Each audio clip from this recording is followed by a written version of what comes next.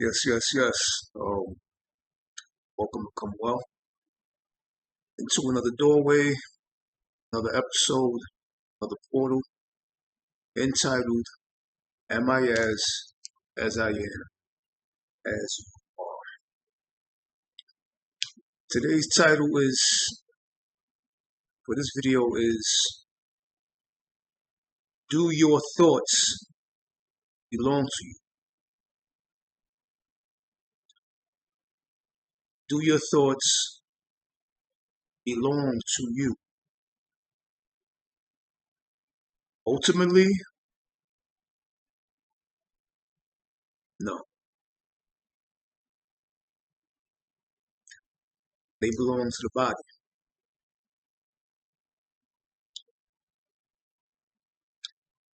Thoughts, what we know as thoughts, are just a certain kind of intelligence or a certain kind of potential and possibility that keeps the mind company at times. Thoughts are because memory is. Meaning, it's a constant replay, a constant loop of pre-created or pre-witnessed slides of experiences that eventually find resonance and residence within the brain and body. That becomes a program within the hologram of your illusional reality. As a matter of fact, most of the chakra locations, what you call chakras, the seven chakras, most of the chakra locations are muscle-based, memory-based, and thought-based. Understand that. The gnosis of the seven chakras, or the seven melanin clusters, or the seven centers, or the seven locations, the chakra, these things are, most of them, we'll just say seven, but 5 out of 7 of them are basically muscles. They're muscle-based, memory-based, thought-based. You're not going to hear this from a lot of videos based on chakras. This is a more deeper analysis, more deeper gnosis, or deeper anal gnosis, which is analysis of what the knowledge of what chakras are, or your chakra is. The reason why I say it's more muscle-based, because from the root chakra to the crown chakra, the first 4 chakras that you have are 4 muscles. The root chakra being the anal, the rectum canal, it's a muscle you can clench. Also the sexual organ, which is something you can clench and tighten. The second chakra is the navel, which is the stomach, the kind of a part of the stomach muscle, which you can also clench. It's a muscle. The third chakra is the solar plex, which is the stomach muscle once again. You can tighten your stomach muscle, you can let it relax.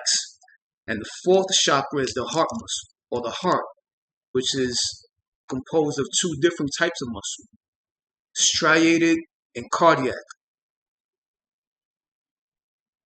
or maybe 3 muscle, striated, cardiac, and smooth muscle. So you have your very first 4 chakras, which are basically based upon your stages of growth and development. From the time you were a baby to the time you become an adult, the very first 4 chakras are muscles.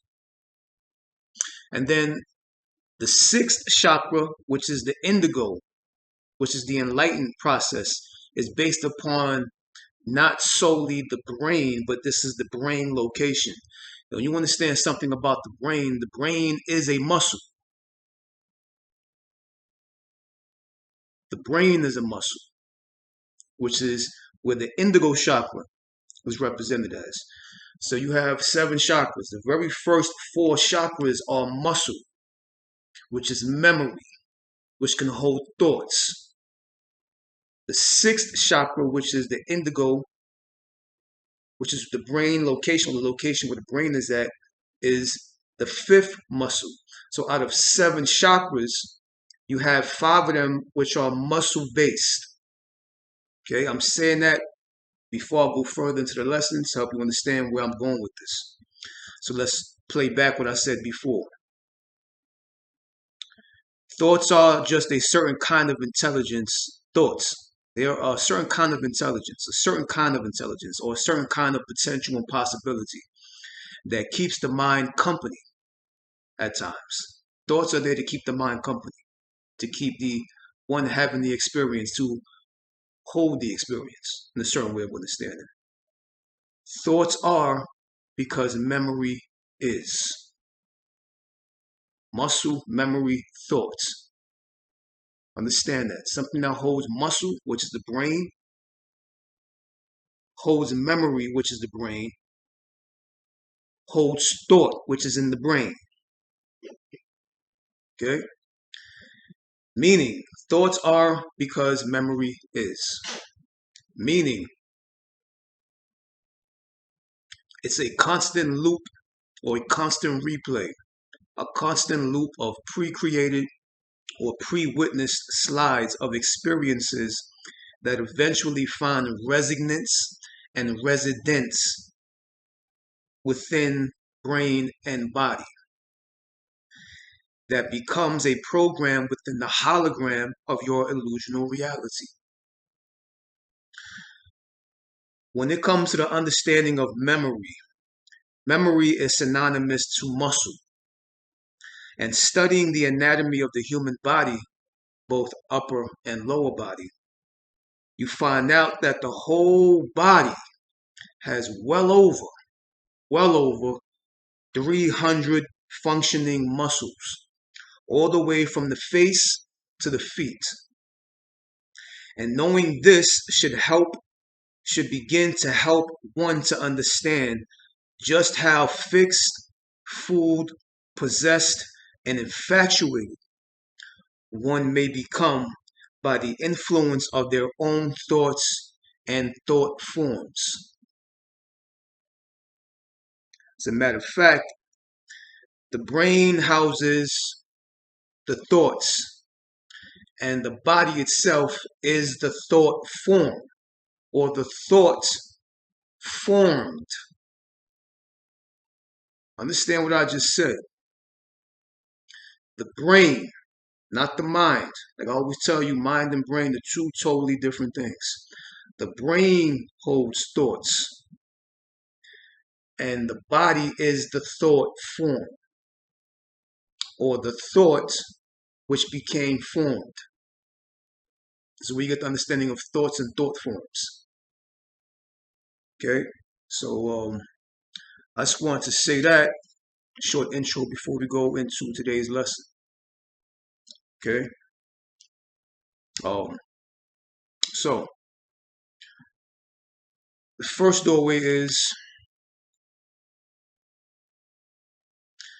repetitious thoughts, voices, and images pop up in our brain mind as a result of several identities. Identities that were created for us subconsciously during our childhood, and identities that we created consciously during our pre-adulthood to adulthood.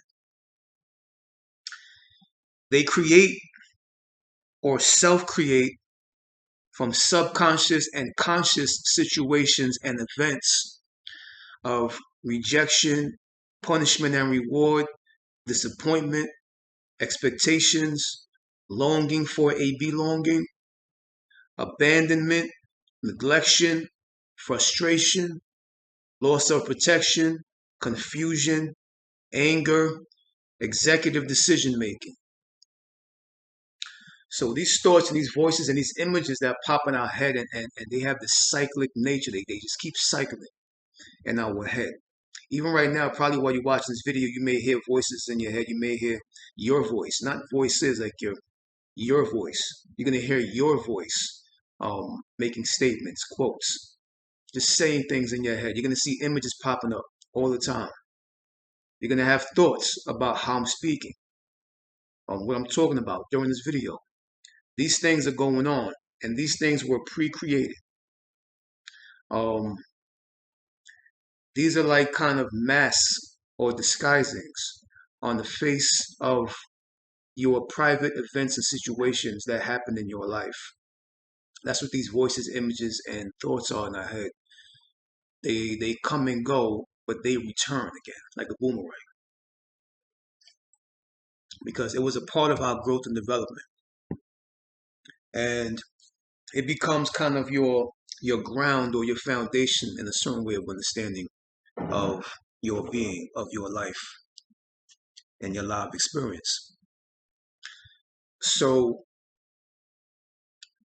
um, and these things, these experiences created identities. When I'm saying like certain things like frustration, confusion, longing for a belonging, when something was done to you, you said, "No, I'm good. I'm okay. I'm all right." When you say, "I'm all right. I'm okay. I'm good. Don't worry about that. I'm fine." That in itself creates an identity. The identity called "I'm fine. I'm okay. I'm good." You see, and when you're done wrong, you say, "Well, it's okay." You know what I'm saying? I'm still here. That's another identity that creates itself. The identity called "fine. It's okay. I'm still here." You see, so every time something happens to you, this entity seeks to become an identity. This entity seeks to become an identification. That's where you get entity. Identity is ID, an entity, or given identification to an entity, or an entity which takes upon an identification of itself and validates itself as a cycle or a cyclic nature or a cyclic intelligence in your brain as a thought form, as a thought which is trying to turn into a thought form. You see, so all these things, rejection, punishment and reward, disappointment, expectations, expecting something. Well, I expect him to do this. I expect him to do this. Why didn't he do that? You just created an identity called, well, I expected him to do this, but why didn't he do that? That's the actual name of that identity, literally. So, and these things are based upon, yeah, punishment, reward, rejection, um, you know, anger, pain, frustration, all these things, all these experiences take on a certain kind of self-defense mechanism. And this doesn't just go for these kind of experiences. These also go for happy experiences too and blissful experiences. Oh, I'm in love. I'm in love. Or I'm peaceful. I'm bliss. Or I'm centered. Or I'm balanced. That's an entity called, oh, I'm in love. I'm in peace. I'm centered. I'm in bliss. I'm in balance. That's the actual name that the identity takes on. So events, situations, and circumstances tend to create a certain kind of dialogue, a certain kind of talking in your voice, which is why you become fooled that you think that it is you. This is how powerful and how subliminal, how hidden uh, the function and agenda of the intelligence of thought actually is. Literally. Okay, so there's nothing wrong or right to it. Remember, this is not based upon good and bad. This is not moralism. This is not judgment. This is just analyzation and observation in order for clarity, for knowledge, wisdom, and understanding. Okay? So I'm just saying, just want to say that to get it out the way. It gets more and more, of course, you know how I go. If you are familiar with this channel, I get more and more clearer into the understanding of certain points and certain doorways that are open throughout the video as I move along, as I go along. Okay? And these are deeply ingrained within us because since childhood to pre-adulthood to adulthood, remember, when you're a child, you are being trained in a certain way or reared in a certain way or brought up in a certain way or raised in a certain way that you have no control of what's being offered to you, what you're being taught, what you are learning. You are just being trained, you're just learning, and you're going through experiences. And if once again, bringing it back to the understanding of chakras, every chakra is symbolic of a certain kind of age bracket. The lower the chakra, the more you are talking about infantry or infancy and the babyhood, childhood. The more higher the chakra, you're talking about adulthood. So all these things that were surrounded, that surrounded our being and our life and our experience from a baby to a child to an adult, these things that are the first four chakras, which are your very first years of growth and development, are based on muscle memory. They are literally muscles. Muscle is memory. Memory is composed of thoughts. So you have four chakras that you are highly influenced by thought and by memory. This is what creates the uh, unconscious foundation for the structure of you. And then when you become conscious, you recreate the foundation, or you are aware and conscious of your foundation and your upbringing and your rearing and your raising.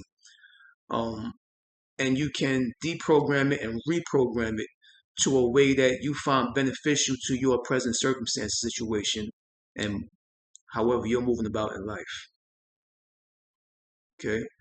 And you bring your heart chakra to these chakras, because you're bringing your heart to forgiveness. You're bringing your heart, your fourth chakra, to your first chakra to forgive your first chakra. You're bringing your heart, your fourth chakra, to your second chakra to forgive your second chakra. You're bringing your heart, your fourth chakra, to your third chakra to forgive your third chakra. Okay? Every chakra has an age bracket. This is why you weren't in the mystery system or in the mystery school, which is called Samatawi, um, in ancient Kemet or antiquitous times of Kemet. It was called Samatawi, and this is the mystery system. Or you weren't let into society until you had a knowledge, wisdom, and understanding of yourself, where you're at, and how this place functions. That's when you were let back into society. And this is also based upon the age brackets of your chakras um, going through the experience. Okay? It gets a little more clearer as we go along. The next doorway is um, we all have a catalog of created identities and personalities that the ego plays with as its playground for manipulation of the mind and the being's experience towards its own egoic agenda. The ego is based on a false ownership. Okay, so we all have a catalog of created personalities and identities. And these personalities and identities within this catalog, the ego sees it and uses the personalities and identities as its playground to play with it. If it goes to this identity and you become aware and conscious of that one, it pops out of that one and jumps into this one. And it plays in this arena of this identity and this personality. You become aware and conscious of it, and you eliminate that personality and that identity, the ego pops out of it and jumps into another personality and identity and plays with it. So your personalities and identities are nothing but playgrounds and playgrounds for the egoic nature. Okay? Understand that. Over many sun and moon cycles and solar revolutions, the catalog creates, which is nothing but night and day, what we call a 24-hour cycle. Okay? Or the 12 gates and the 12 gates. It synthesizes itself deeper and deeper within your chromosome intelligence to turn the intelligence into an intellect instead, pardon me, to turn the intelligence into an intellect instead. So this is what it does. As the ego plays in the playground of your identity and personality, it synthesizes itself, synthesizes deeper and deeper and deeper and deeper into these identities and personalities, into these many different facets of yourself, into all the many catalogs of all the identities, all the avatars, all the personalities which you have created from your experience, from the beginning of your experience. That's where you get these kind of um, geometric shapes. Um, that's nothing but just synthesization, very complex. This is why, and it can look very complicated, but it's not. Once you have an understanding of these shapes and symbols and these seals, it's very simple to understand because once you have a simple mind, if you do not have a simple mind, you cannot understand or eliminate or neutralize the complex or the complicate or that which looks complicated to understand. But if you have a simple mind, you can decode and decipher it instantly. And it just comes to the understanding comes to you. So over many sun and moon cycles, because it takes the sun and the moon, it takes serotonin and melatonin. Serotonin is what is utilized during the day, melatonin is what's utilized during the night. And these tonins, these onins, these intelligences, these biological chemical intelligences is what's needed to create a full cycle or a full cyclic way of thinking or a full cyclic way of being and living. So over many sun and moon cycles and solar revolutions, which is a year or annual, um, within this is where the catalog creates. Okay, and it synthesizes itself deep within your chromosome intelligence to turn the intelligence, the chromosome intelligence, into an intellect or an intellectual instead. Now, the reason why it goes into the chromosome intelligence because the chromosome is where basically where you would say that time exists. Now, this catalog creates over time. So within your chromosome is where time exists. Okay, this is where you get the god Kronos, the mythological god called Kronos, which was nothing but a representation of time, father time, or the father of time. So the Kronos and the chromosome is where time exists within the genetics and the DNA of you. Okay, and it seeks to turn your chromosome intelligence into an intellect or an intellectual instead. The intellect is of the brain. The intelligence is of the spirit and the soul. So it's seeking to turn the spirit and the soul into prisoners of the brain. See, intellect is based upon smarts and brilliance and all this other, no, uh, no, it's like it's a lot of it's very brain based to show how smart you are, how brilliant, intelligent, intelligent that you are. That's very egoic. That's very self-grandizing. You're holding yourself on a plateau or platform in the illusion as a hologram. See, so that dies out. So we understand what ego is. Ego is an intelligence that seeks to override your intelligence, to overturn it and turn it into an intellect, while the ego itself remains the default intelligence that it is. An intelligence which is conscious as itself, but not conscious of itself. You are an intelligence which is conscious of itself. Ego is an intelligence which is conscious as itself. As is the program, of is the deprogrammer and reprogrammer. Okay, so ego is an intelligence that seeks to override your intelligence, to overturn it and turn it into an intellect, while at the same time the ego itself remains the intelligence that it is. What kind of intelligence? An intelligence which is conscious as itself, but not conscious of itself. So this is the whole point. This is the whole agenda of its nature. Okay? So This is why I said, over time things happen from the childhood to pre-adulthood to adulthood. You have things, since childhood, we've all had things taken from us, disappear on us, break on us, leave on us, with our knowing and without our knowing, by agreement and by disagreement.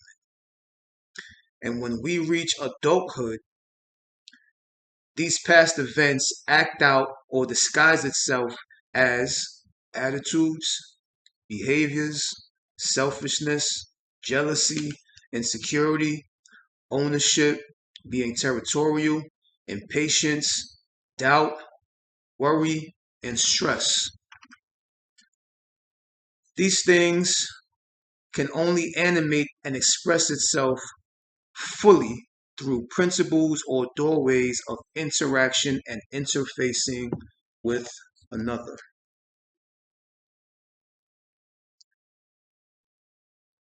See, so when you think that he doesn't want you anymore or that she doesn't want you anymore, this is a hidden subconscious playout of your favorite toy that was taken from you by your older brother or your older sibling or your older sister.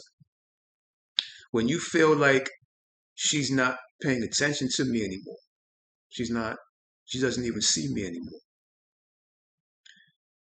That is a hidden subconscious disguising of when your mother paid more attention to your other sibling than you.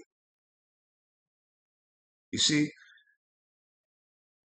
remember, the very first four chakras are four muscles.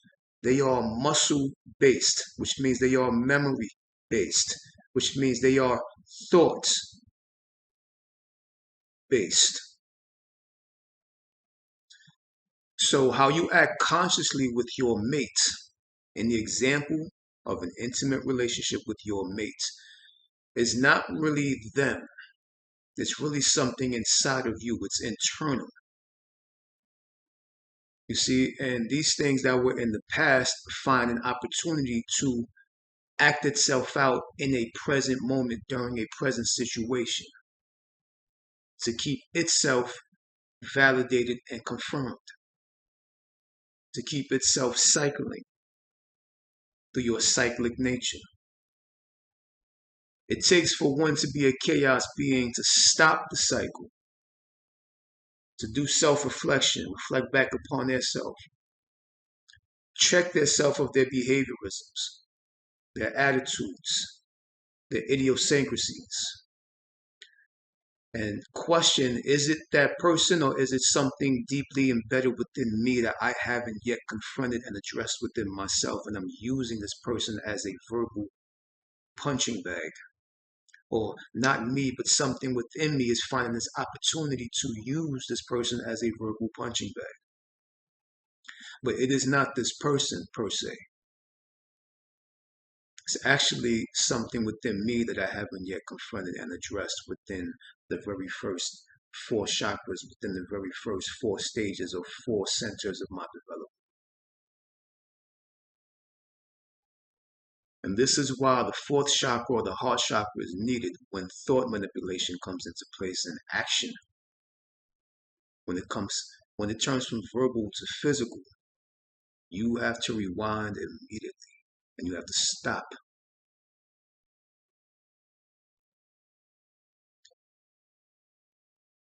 Remember, energy, all is energy, and energy is nothing but an extreme. It seeks extremity because that's all it knows. Reason being, because that's all it is. So, thought forms are just little playouts, they're little characters that seek to play in opportunities that it can actually play and cause an action. Action and reaction. By making you react, or you being of a reaction, it gets to play out as action.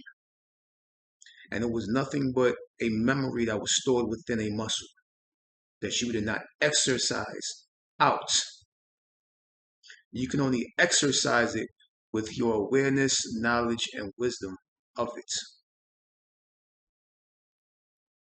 But you have to understand that shit first.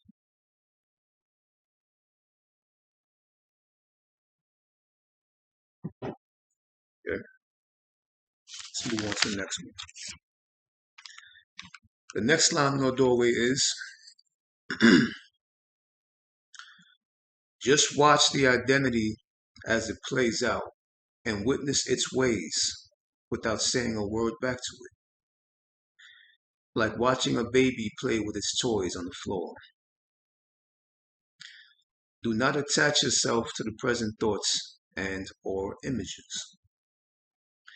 Do not feel the feelings that come with it. Instead, witness the feeling and let the feeling feel you.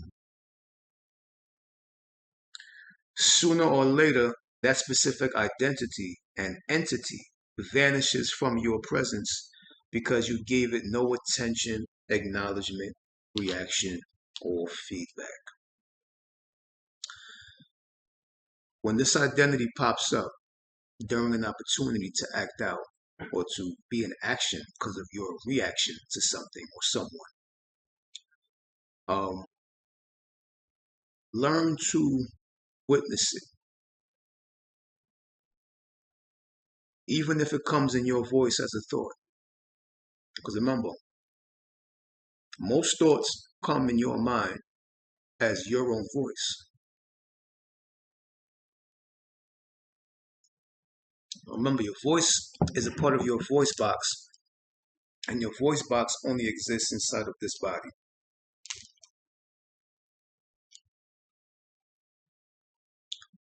And this body isn't you. So what is that voice? This voice I'm speaking now, this ain't my voice. This is nothing but sound and vibration or reverberation. That's why when I talk and we connect and you get it, you say, I feel you, or I feel where you're coming from. Yeah, you feel me because I'm vibrating. My voice is a vibration that causes a reverberation in your body, and now you feel the vibration, therefore we now have a connection. Okay, so learn to witness the ways of an identity and an energy which seeking to become an entity form. Learn to witness it. Just watch it. Watch it like a baby playing with its toys on the floor. Remember, baby is in their own world. The identity and the entity is in its own world. And you just let the baby play. You don't interfere with the baby. You just analyze and observe. And through that analyzation and observation, you receive an understanding of its nature. But if you're talking and if you think you're the voice talking, if you attach yourself to the voice in your thoughts, in your brain, at that moment in time, then you are no longer present. You are of a past nature. See? That's why I said do not attach yourself to the present thoughts and images. Even the images that occur in your mind and begin to animate themselves like a cartoon in your mind. They start to move. Animation, imagination. These things start to just happen at the moment of frictional conflict with your mate. Do not attach yourself to that voice, even if that voice is your voice. In your brain, in your thoughts, in your mind. Learn to witness it. And it's more of a knowing.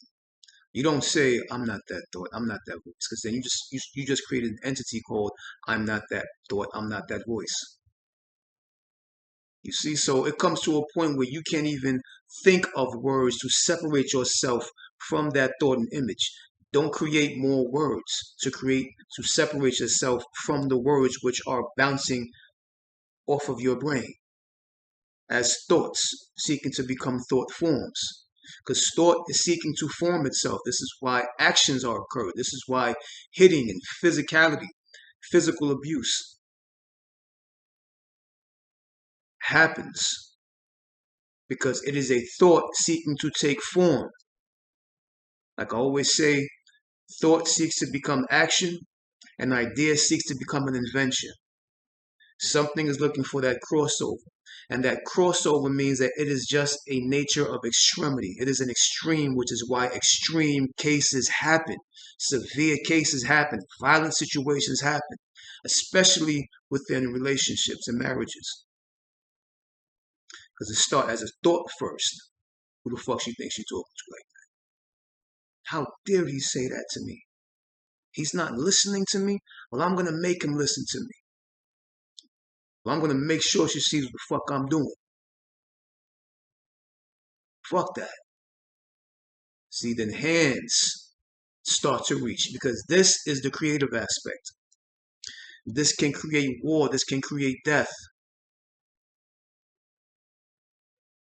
Once you put this at ease and you lock these two, and you be still and you be centered, and you just witness, you don't say nothing, just looking. This is when you come to a more higher level of self. You are no longer reacting. So what if she's not paying attention to you? That just means spirit is pulling you back into silence and saying, come over here, come back over here. So what if he's not paying attention to you? Do not violate his space.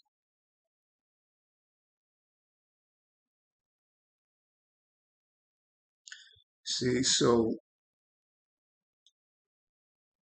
that means spirit is pulling him into the silence, or the intelligence of silence is pulling him into it.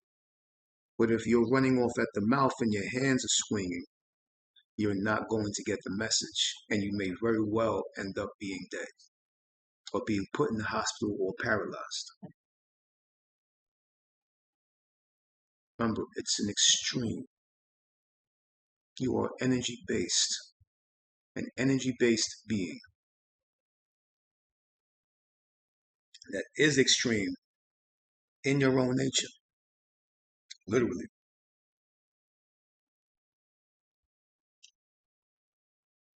So,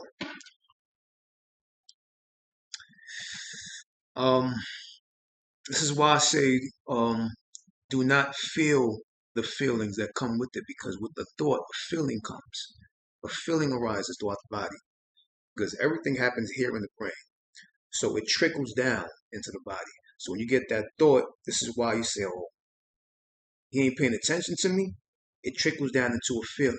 And if you are not in control of your feelings, you act out your feelings instead of internalizing your feelings and just letting the feelings feel you rather than you feeling the feelings.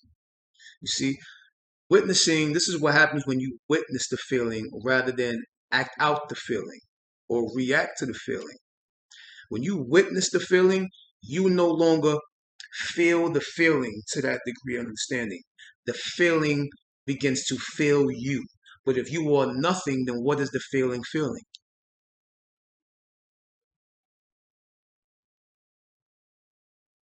See, you become nothing on it. Our pupils are black. Your pupils are black. In this blackness, in this nothingness, in this darkness, I see your color. I see a laptop. You see me. So there is a certain kind of seeing once you go into the darkness of your mind and your being. Something will be shown to you. Something will be revealed to you. But if your eyes are opening and you're looking at her and you're looking at him, the thought turns into a feeling. You become possessed by it, and all of a sudden now you want to commit action. You want to grab, you want to reach, you want to scratch, you want to tear, you want to rip, you want to claw, because you keep looking at them. You keep seeing them rather than closing your eyes and seeing what needs to be revealed to you, seeing what needs to be shown to you. Like I told you, there's a difference between looking and seeing. You're looking at him.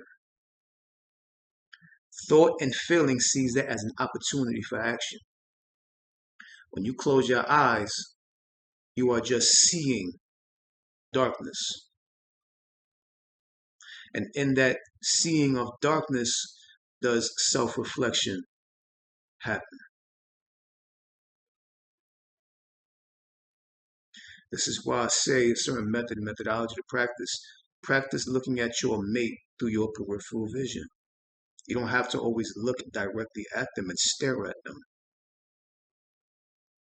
This is ghost-like practices for spiritual awakening, because this is the quickening now. You either get what I'm understanding, or you don't get it.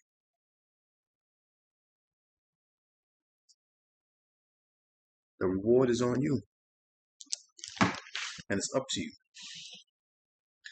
Okay, so do not feel the feelings that come with it. Instead, witness the feelings and let the feelings feel you. Like I said, sooner or later, that entity which is trying to get your attention, trying to get your acknowledgement of it, seeking you to make it real, begins to vanish and disappear. But it will reappear. And in this disappearance, sometimes when it reappears, it seems as if it became stronger, but it's not stronger. It's just screaming louder or yelling louder. Like when you punish a child and you put them in the room, if you don't go in that room for a while and you leave that door closed, they're going to start crying. Then they're going to start screaming a little bit. Then they're going to start yelling a little more louder. They might start to bang on the door. But after a while, you ignore them for a minute. They're going to calm down and say, Mommy, I'm saying, Daddy, I'm sorry. I'm sorry, Mommy. I'm sorry, Daddy. You see? Because you're ignoring them. It's the same way with your fucking thoughts. It's the same way with the feeling that trickles down from the thought, from the neurotransmitters. It's called the neurotransmitters. And it comes from the hippocampus, which is in charge of memory. So you become a victim to your own memory if you react, which means that you are not in the present moment, you are of the past. This is why you get put in jail and now you're doing time. This is not by coincidence, this is by design. You see, you begin doing time because you fell victim to a past thought and a past cyclic catalog which doesn't exist in the present moment, but found an open doorway, an open opportunity to become present. And then when it became present, you became absent. And then when you commit the crime and things go down, and you're in a point of no return now, that shit that was present, that entity or that identity or that personality, and that ego that was playing in that playground, or that avatar that was there, disappears. And then all of a sudden you become present now, and you look down and you have blood on your hands, and you're inside of a jail cell. I told you, that shit'll play tricks on you. Fuck around if you want. The next doorway is, instead of validating the thought itself, claim the identity that thinks in that way and confront that identity. Question its validity to see if it is actually a real thing or not. So basically, you want to seek to own the foundation rather than the structure. You want to seek to own the land rather than the property. The thought comes from the identity. So instead of putting your attention to the thought itself in the brain, seek the identity which the thought popped up from. Because the identity is the soil, the thought is the sprouting stem and leaf that sprouted from the soil of the identity, or the soil of the personality, or the soil of the avatar. So instead of validating the thought and acknowledging the thought, just witness the thought. Even if it comes in your voice, do not attach with it, do not infuse with it. A thought can only come in your mind as your voice. It cannot come as anything else because it's trying to glue itself with you. It's trying to say, yeah, he did that shit. Yeah, she did that. Fuck her, she did that. No, she ain't shit. He ain't nothing. and it comes in your voice. And once you understand the word voice, you look at that in a different way. The word voice is also the word vice. It is a vice. It's trying to keep you in something. It's trying to encapsulate you. It's trying to bottle you in. So that voice is a vice.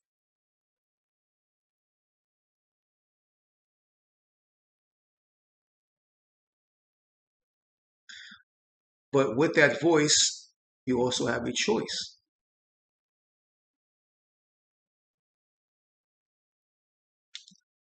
But you don't see that choice if you don't have no knowledge, wisdom, and understanding of it and the present situation and its intelligence.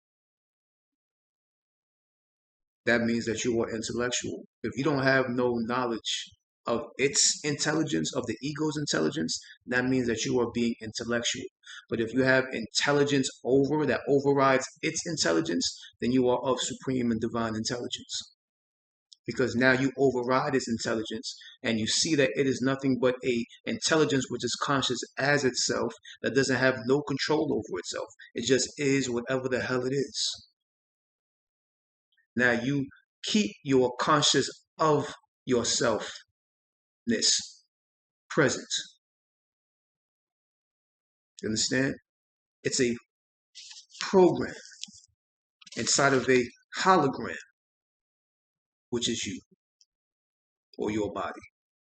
Not your true beingness, but your doingness is a hologram. Okay? So seek to own the foundation rather than the structure. Seek to own the land rather than the property.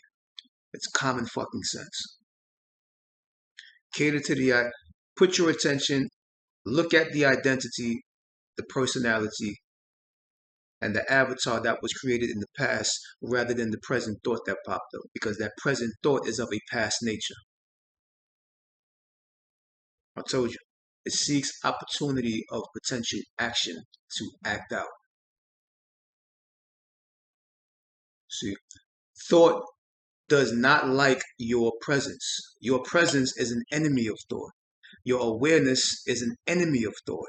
Your consciousness is an enemy of thought. Your knowledge is an enemy of thought. Your wisdom is an enemy of thought.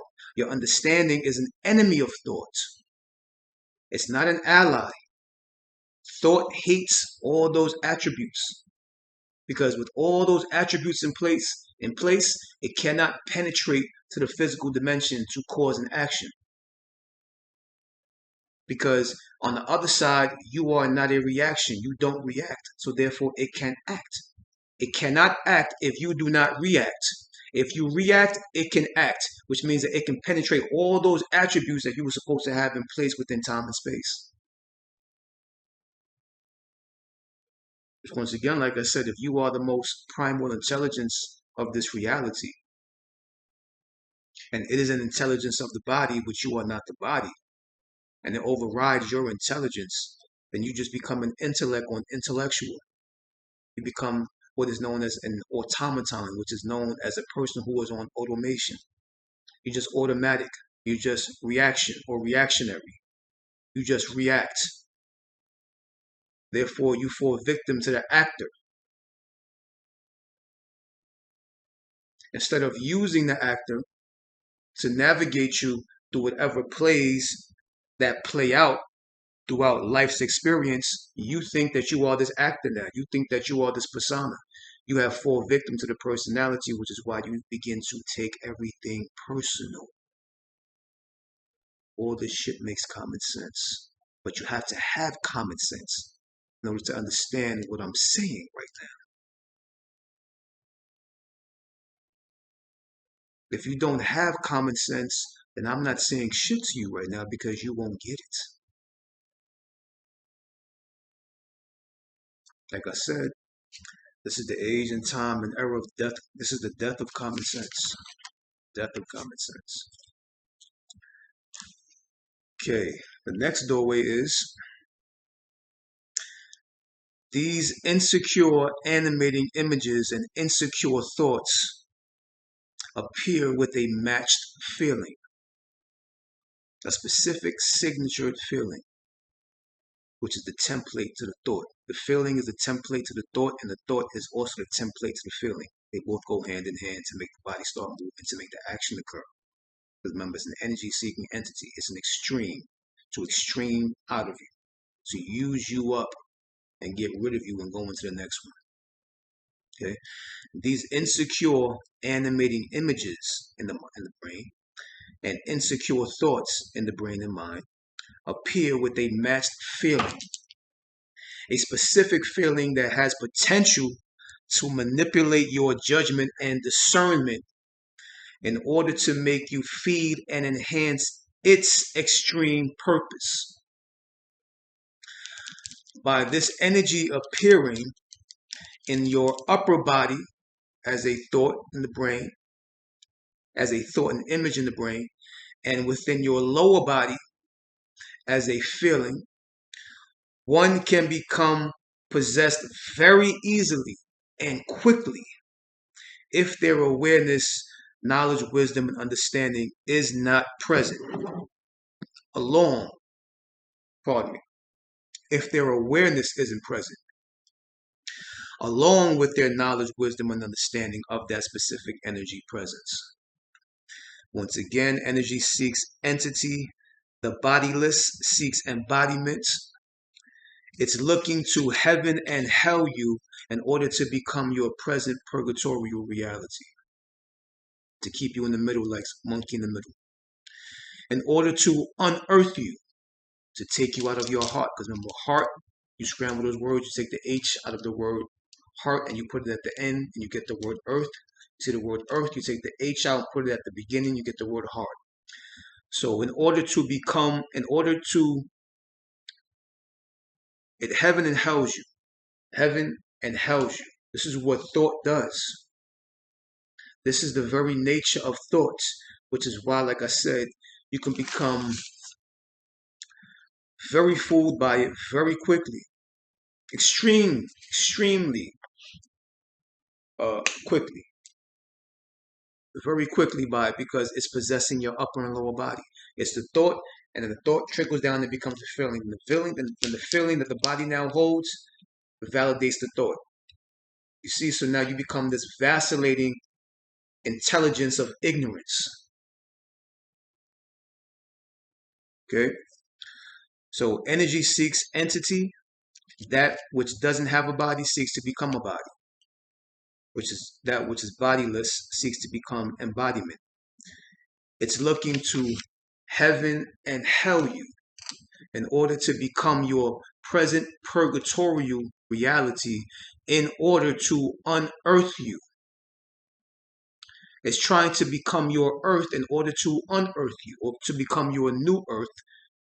But it can only become your new earth once it unearths you, which means that once you are not utilizing your heart chakra to dispel and neutralize this occurrence, this experience which is taking place in the present moment, if you are not utilizing your heart, your earth, it is there to unheart you or unearth you and have you in this purgatorial state of existence. So people talking about, oh, the soul, the spirit is in purgatory. That's not in death, because remember I told you, you only go through death when you're alive. You can only die when you're alive. Understand that. One can only go through death, they're alive. Like I said in the last video, with the heart chakra, is your heart chamber open? You have my condolences. This is what the ancestors, if you want to put in that kind of word, understanding, they used to say this to people who fell in love or who fell to the chambers of the hearts. They say, are you in love? Say, yeah. He said, well, you have my condolences. Because they know that you're going through a dying stage. You're beginning to kill personalities and identities and avatars, which means you're letting them come out of you. But you have to be aware in order to neutralize them, to dispel them, to starve them, to eliminate them out of the equation. Okay, so this thought seeks to heaven and hell you, to become the governing of your upper and lower body. in order to become your present purgatorial reality, in order to become your earth, i.e. your heart, in order to unearth you by converting your feeling into an extreme emotion, to tax your organs' health and eventually take you out of your body that it itself is using in that moment to cultivate itself and its extreme nature, because it doesn't exist in any one body, not even yours. This is thought. This is ego. Okay? So when I said it's trying to convert your feeling into an extreme emotion, because when it goes from feeling to emotion, now it's just energy in motion, because emotion just means energy in motion, which means that it is now just an extreme. This is exactly goes back to the point where I was saying before, how energy and entity, energy seeks to become entity. Between energy and entity is emotion in the middle. Understand that. You have energy, emotion, entity. When energy becomes entity, that is a product of you becoming emotional or you being emotional. Energy, energy and motion, emotional, entity. So that entity has just made a successful crossover to becoming an entity. And once it becomes entity, once again, like I said before, you become possessed, which means you become absent, an absentee. And now it gets to do the action now. Now it gets to fight, knock shit over, put hands on your mates, because you are not there to protect it, to protect her or protect him. You're not there. Because you say, damn, I would have never put hands on him. I don't want to do that. I love him. I care about him. I don't put hands on him. I would never touch. I would never put hands on him. So who the hell was there when you wasn't? Because that was obviously an entity that was willing to do that. And it started from a thought form, from a memory-based experience that's inside of one of your first 3 to 4 muscles, one of your first 3 to 4 chakras. See, this is the understanding. This is why it is so, according to this path and this gnosis, it is so important, so relevant. So important and so relevant to incorporate silence, stillness, and aloneness. Silence, stillness, aloneness. Or maybe the 3 S's. Silence, stillness, solitude. Silence, stillness, solitude. Whenever in those potential moments of a disagreement, conflict, friction, fight. So while it's at the disagreement, 4 stages: disagreement, conflict, friction, then the violence or the fighting. When it's at a disagreement at the very first stage, this determines where your awareness and discipline of self is at, and your knowledge, wisdom, and understanding is at. Because if you can catch that the very first thing, which is a disagreement, this is why people go at disagreements and say, you know what, before it gets any further, let's just agree to disagree. It's all right. So the other 3 stages avoid. Doesn't get to the violence, doesn't get to the fighting, doesn't get to their hands reaching out on somebody's body, or their hands violating somebody else's space or somebody else's orbit within 3 to 5 feet distance of them. Because then the being itself takes on and goes into self-defense mode when an attack is being directed towards their direction. Okay? So if you can catch it at the disagreement, then you are more closer to the deepest chamber in your heart. But it doesn't mean that when you go into silent stillness and solitude, or silent stillness and aloneness, that they are the one who is in attack mode, who is possessed by their thought and the feeling, who is possessed by the heaven and hell, by the upper and lower, is going to respect your beingness and your space. It doesn't necessarily mean that. Sometimes they may find that as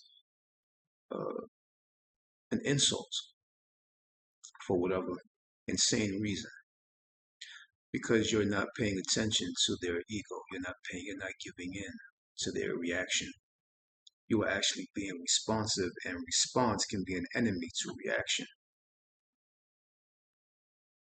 But reaction is not an enemy to response.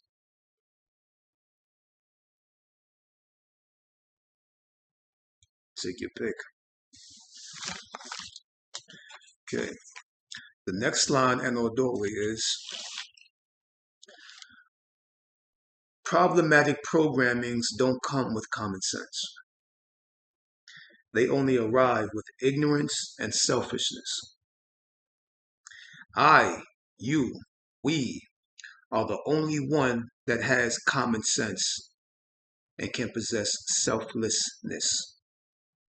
And with that, I, you, we can dispel and offshoot the imbalance from proceeding any further.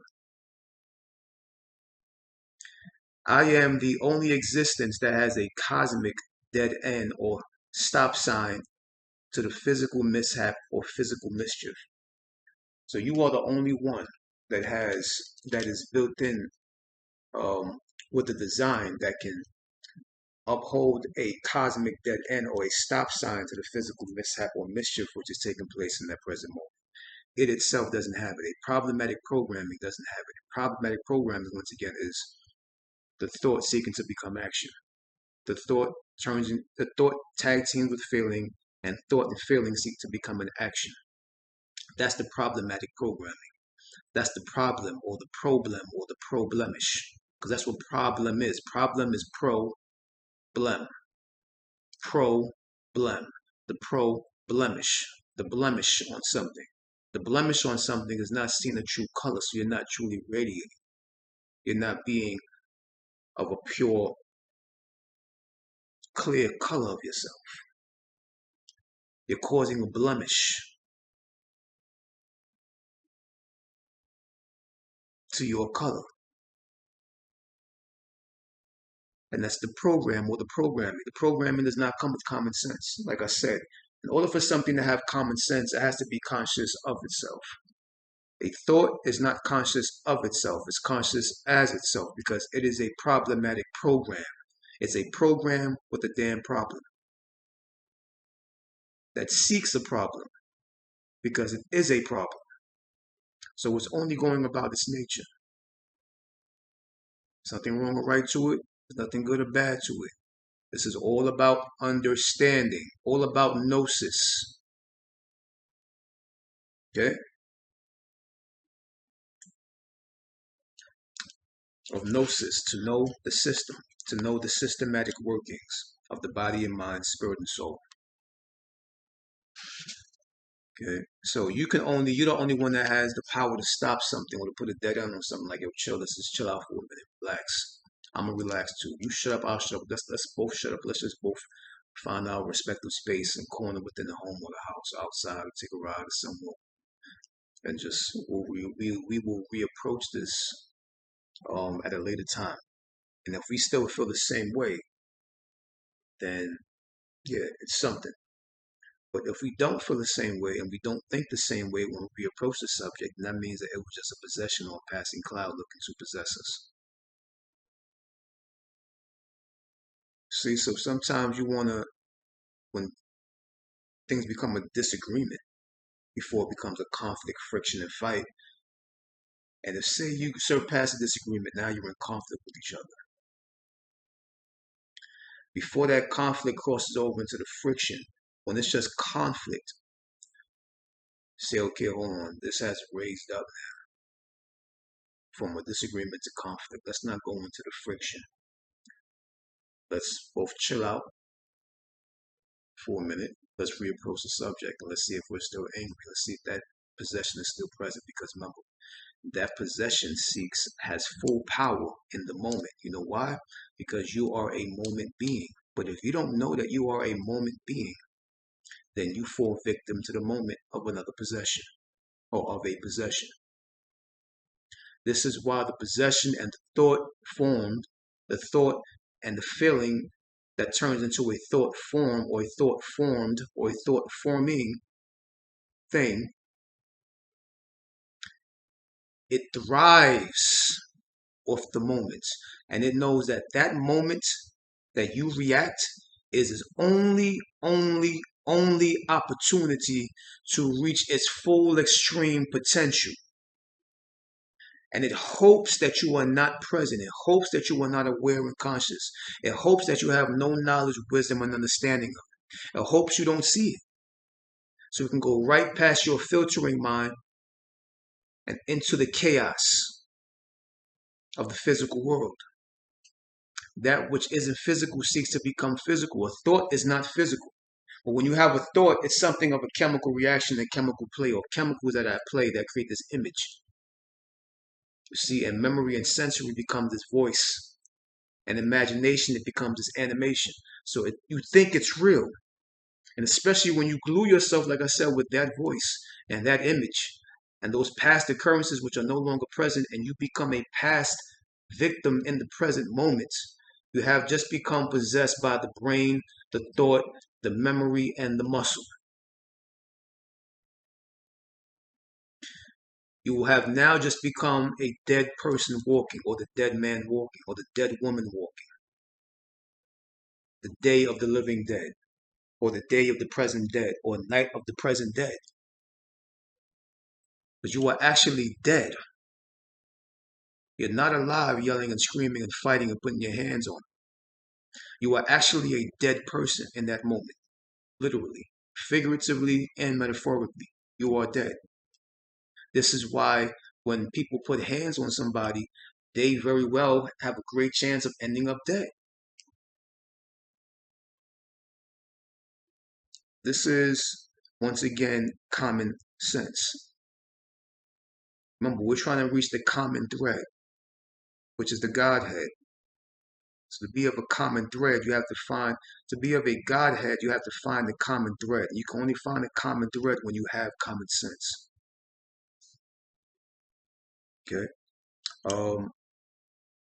The next line in our doorway is,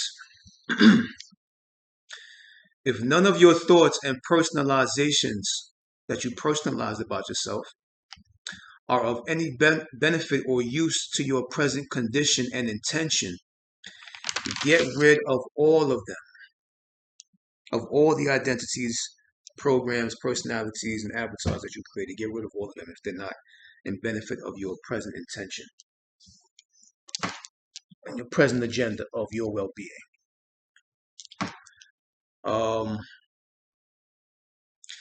The mind program will wander and wonder what your mate is doing. Now, this is in the example of one with their mate. Okay? Put it right here. The mind program will wander and wonder what your mate is doing and where they're at, and will think insecurely while operating in the realm of assumption. That's one of the identities that was created, the cowardly and fearful identity. When that entity and identity arises in the mind and focus, let it do the scared talk that has been programmed to talk, and put yourself aside, suspend yourself from that dialogue, and redirect your attention elsewhere. Witness the conversation it's having with itself, and don't join in with your attention or your feelings. Know that it is not you saying any of that or feeling any of that.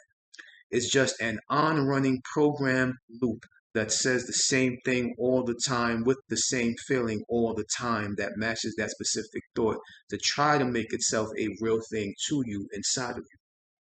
For what? To trade places with you. It's just pure energy seeking to become entity.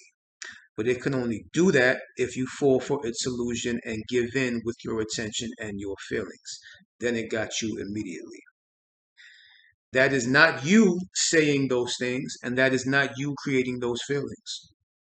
That's it doing that because you customize it that specific way for that specific reason, or for whatever reason. It is your own doings, your own creation, your own personalization. This is something to keep in mind as far as the brain, a little biology um, information. When these thoughts trickle down into feelings into the body, when the upper finds itself or trickles itself down into the lower, when hell trickles itself down into the, or when heaven or the heavens trickle itself down into the hells, hormones and neurotransmitters in the brain produce feeling and emotion throughout the lower body. Hormones and neurotransmitters from the brain produce feelings and emotions inside of the body, the lower body. Other parts of the brain, such as the insula, amygdala, prefrontal cortex, and hippocampus, are a part of generating feelings as well. This is why feelings are created from thought. They both exist in the same region of the body, which is the brain.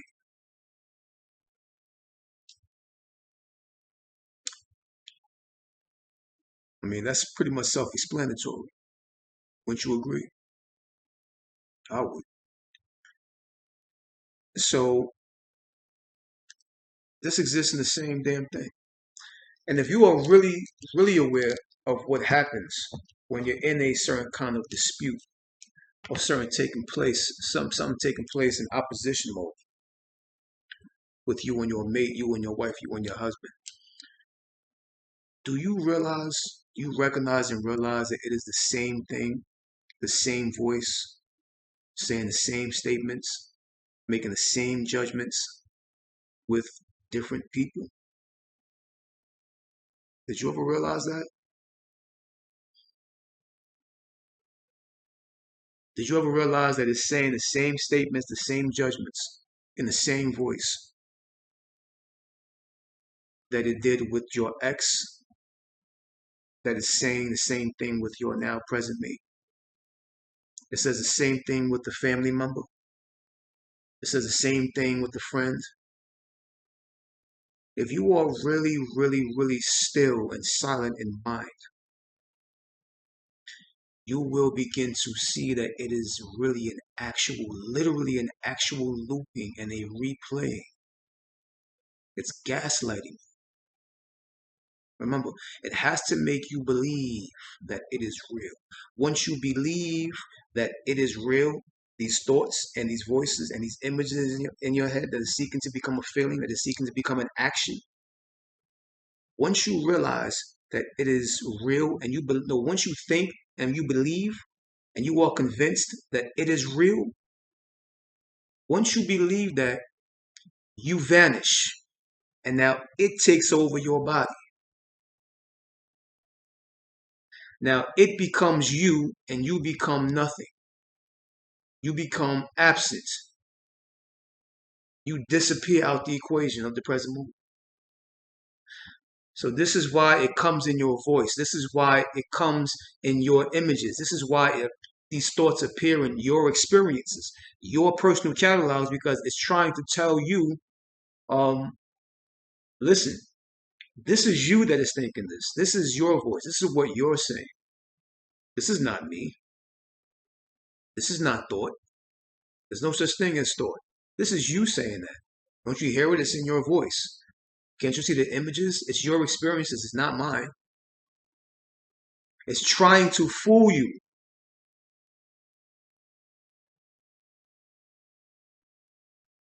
And once you think it is real, guess what? It actually becomes real and you become unreal.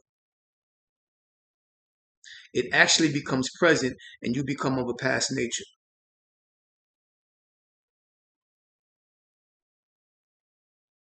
So it's looking to trade places with you. And all it needs to trade places with you is for you to believe it. This is why it's an ongoing loop, non-stop, trying its best to make you believe in it and convince you that it is you and your voice. This is you saying these things. This is you thinking these things.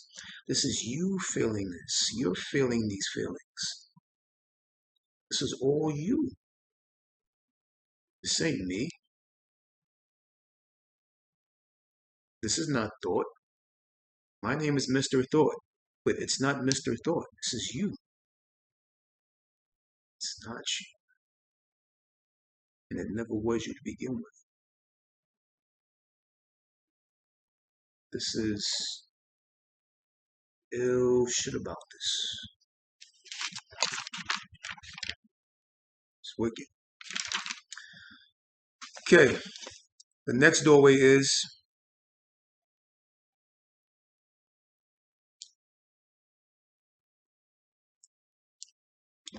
one second.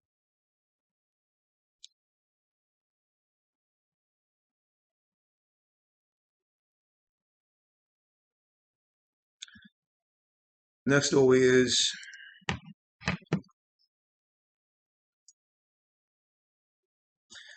your brain is a muscle.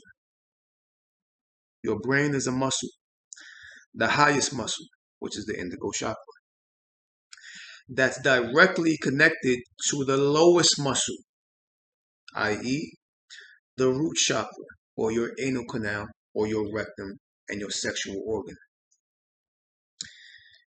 And it constantly contracts and constricts, give or take more or less, every moment, and it constantly contracts and constricts like a muscle does every moment, depending upon your thought forms and thought manipulation. So if you latch onto a negative thought, the brain muscle clenches or tightens. Therefore, the anal muscle clenches and tightens. And when both locations clench and tighten, when the brain muscle and the anal muscle and the rectum muscle and the sexual organ muscle, when these things both simultaneously clench and tighten at the same time, the brain or indigo chakra, the anal canal or root chakra, the prior free-flowing heaven-hell energy gets stuck in the middle of the body, i.e., the purgatorial state of existence. And this is why and how the lower chakras or lower muscles are mostly affected with illness, ailments, and imbalance, and toxins, which is the gut, the intestines, the colon, the stomach, the solar plexus, the sexual organ, the rectum, as a result of ill thoughts that floods toxins throughout the lower organs and lower muscles. And knowing that the word muscle is just another word for memory, as I mentioned before. Those ill thoughts become memory muscles that constantly clench the upper and lower to keep that ill energy repeating over and over and over and over and over again in a constant loop, whether you feel it happening in certain moments or not. The brain, let me go back to that 1 second. When I said this is why illnesses and things appear in the lower body, is because the higher muscle, or the most highest muscle, which is the brain, and the most lowest muscle, when it comes to where your guts and organs are bottled or encapsulated within, is the anal canal or the rectum and the sexual organ. This upper and lower, when you get an ill thought and you start to get this feeling, and that ill thought trickles a feeling into the body, there's certain kind of vibrations and stagnations that begin and happen, and stagnation of energy that begins to get cornered in different corners of different energy forms. And when that happens, the brain starts to tighten and clench, and the other lower organs, the anal canal and the rectum, begin to tighten and clench. And as this happens, the energy which was once free flowing and free flowing and free flowing and free flowing now becomes this kind of free flowing, kind of stuck in the middle, and it ping pongs between the two tightening and clenches of the upper and the lower body, or the upper and the lower muscle, or the highest muscle and the lowest muscle.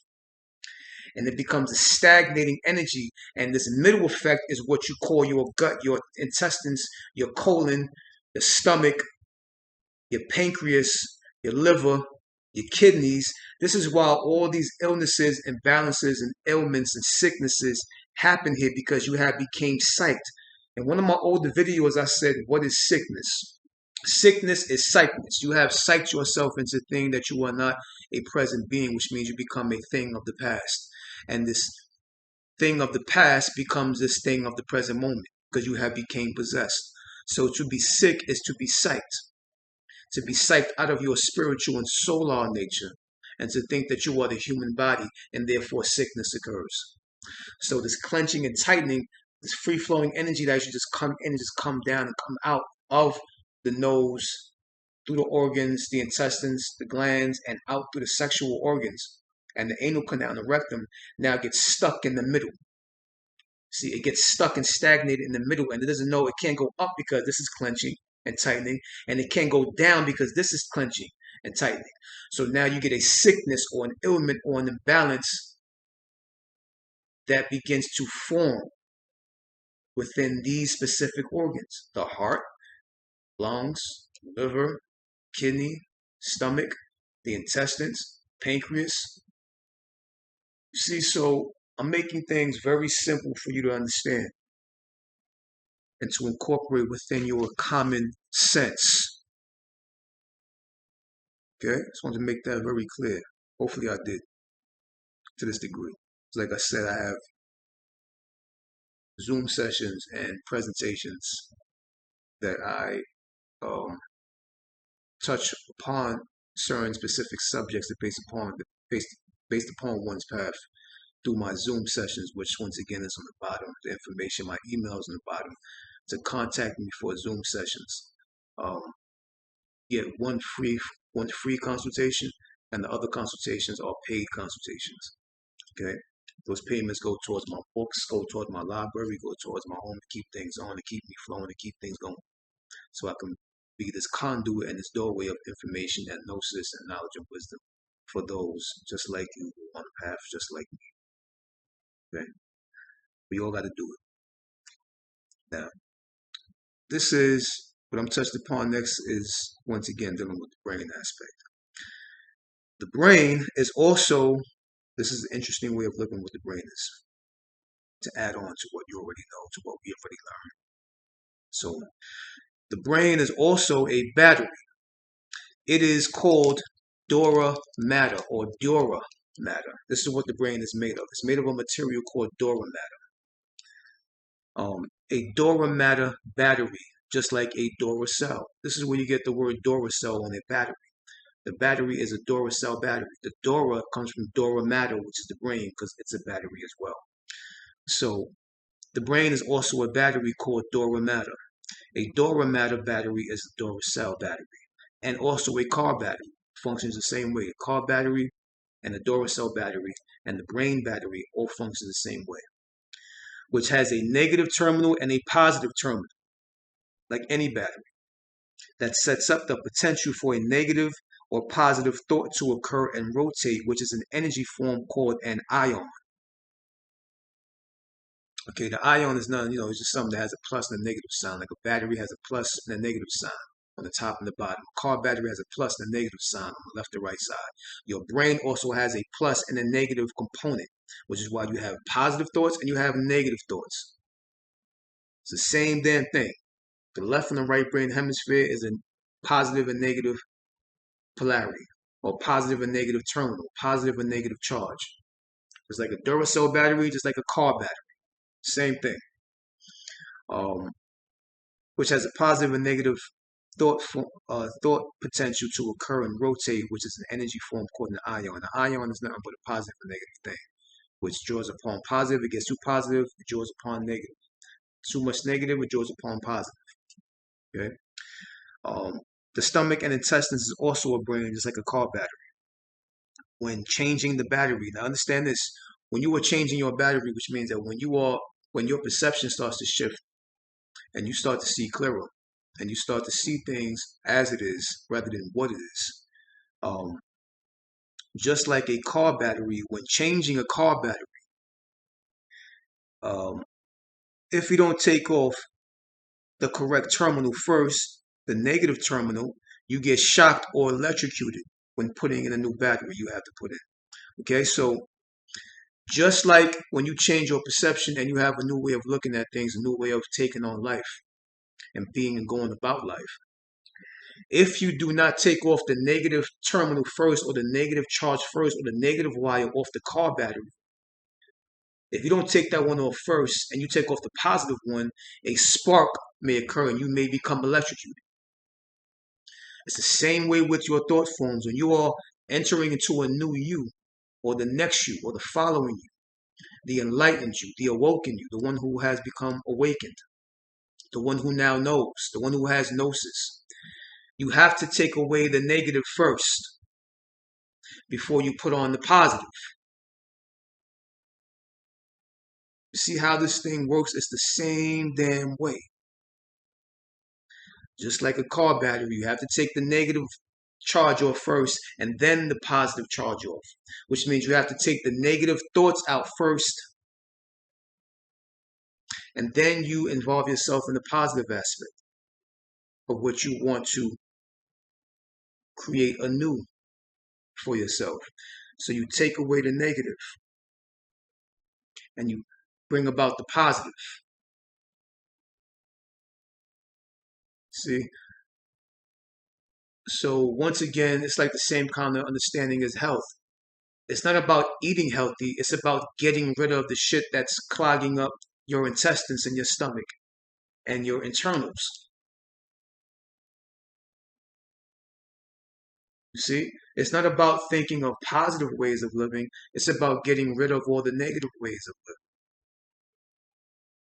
So you take away the negative charge off the battery first and then the positive.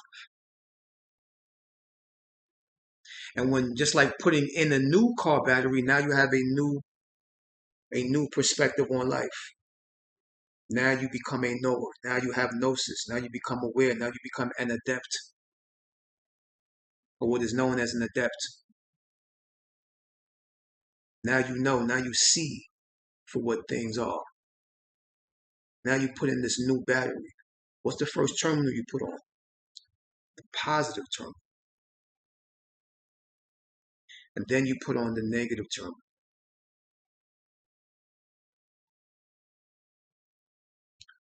There's examples everywhere if you just know how to see.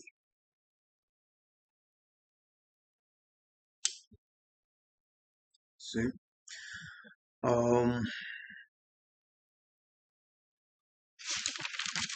Yeah.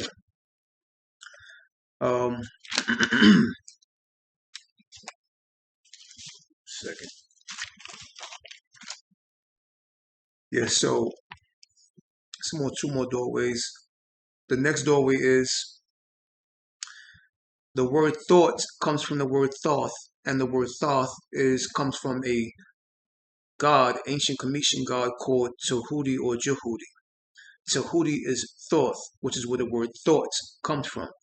Tahuti was the god or guidepost of the 7 laws in regards of mind, which is known as Hermeticism.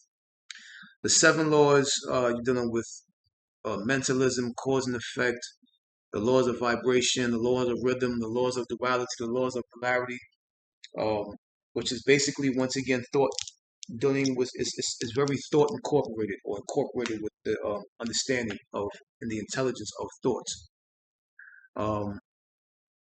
He was also, Tahuti was also the god of the moon or emotion, i.e. emotion. Also the god of wisdom, knowledge, writing, which is the continuing voice in the mind.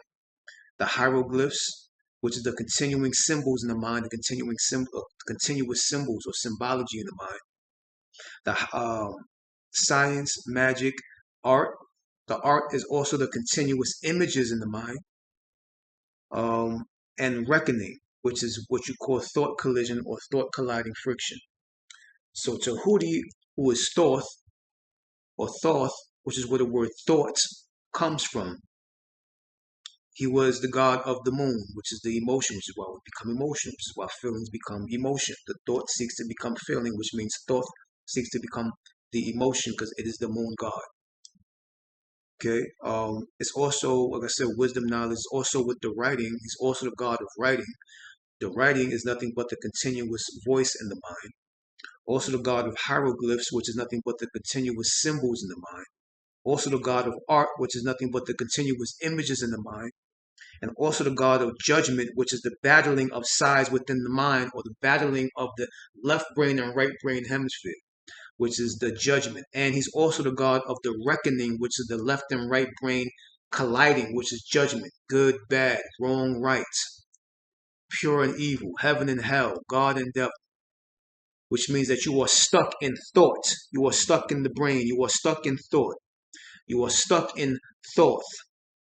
You are stuck in the God Tahuti or the God Yehudi. Okay, and this is over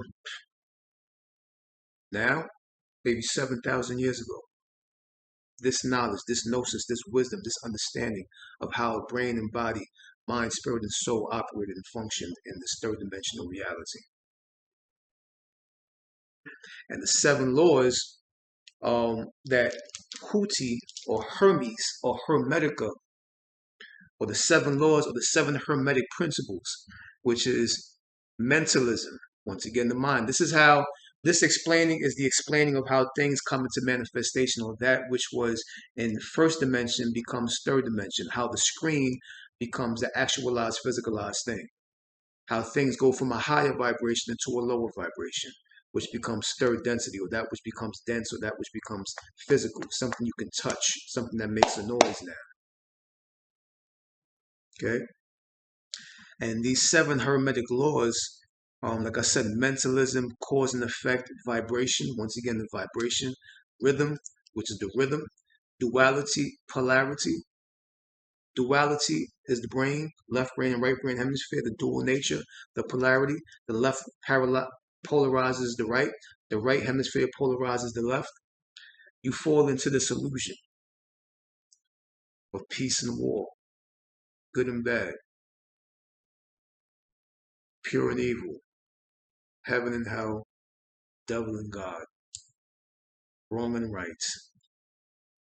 When you think like this, you have fall victim to the God thought, which means that you have now become victim and possessed by thought.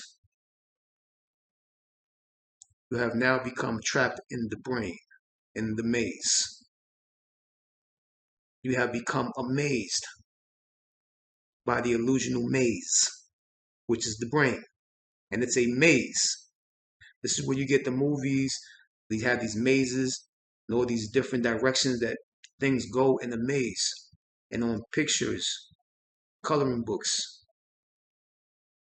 whatever. This maze is nothing but lines going different directions, and that's the same thing. If you look at your brain is composed, if you look at it from bird's eye view, it looks like a whole bunch of squiggly lines going in different directions. That's the maze. This is why you become amazed. I'm amazed by that. That shit just doesn't mean anything. It just means that you are off the brain. Because once you become awoke and aware and know, and you become a knower of the gnosis, you don't really get amazed by anything because you know how things are, how they function here in this reality. These mind principles are how things make its way into a manifested reality through the two gateways of the interplay and friction of the left and right brain hemispheres and the forces and elements governed in between its workings. Just as we clearly see the image of Tahuti, check out the god Tahuti when you get a chance. It's either spelled Tehuti or Djehuti.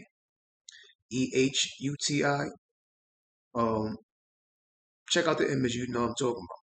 Just as we clearly see the image of Tahuti and the symbolic deified depiction of the representation of thought, is the same way we should see and recognize thought itself. when it's present, and immediately suspend and or eject from its purpose and its involvings. Okay? The same way that we should see thought when it appears and tries to manipulate our present mind. Okay? Now, you have a picture of another god called Set, or who is known as Seth. Seth, Set. Depends how you want to see it, how you want to pronounce it. There's a picture here. I don't know if you can probably see it or not. This is the god Set on the head of Horus. Right? Now, Horus is the hawk or the hawk-headed deity. Set is the black silhouette image on this side. Horus is on this side. Set is on this side. But as you can see, they both share one head. This is where you get the saying, Satan, get behind me. Satan is Sate, which is Set or Seth. Two heads on one body. Satan, get behind me. Okay, this is the god Set and the god Horus. Now, with that understanding being known, Satan, get behind me, the picture of Set attached to Horus's head behind his head. When you look at that picture, you have to understand that they're not enemies of each other. That's not a depiction of enemies. They're oppositions of each other, the left and right brain hemisphere. Now, you can either be Horus warring with Set, or be Set warring with Horus, or you can simply just be the audience elsewhere, seeing both Set and Horus and not involving yourself into that drama.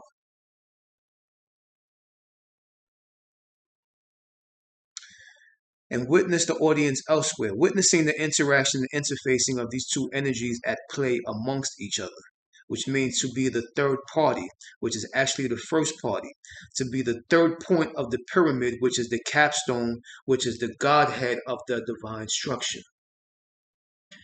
This is the third, while you become that third person in the middle. You become that mediator. You see these two sides interplaying, both Set and Horus, both oppositions, both polarities, both dualities, both left brain and right brain hemisphere. You can either incorporate yourself into it and become a victim to thought and let that thought transform itself or convert itself into a feeling and become possessed by that possession, by that personality, by that identity, by that avatar. Or you can be the third point that is just viewing the two interplays and not taking part into it.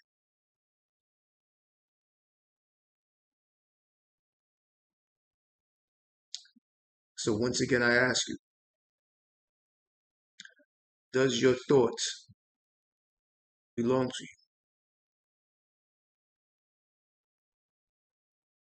you? Am I as I am, as you are? I'll see you guys next time. Until then, I'll keep you in vision. 1, 0.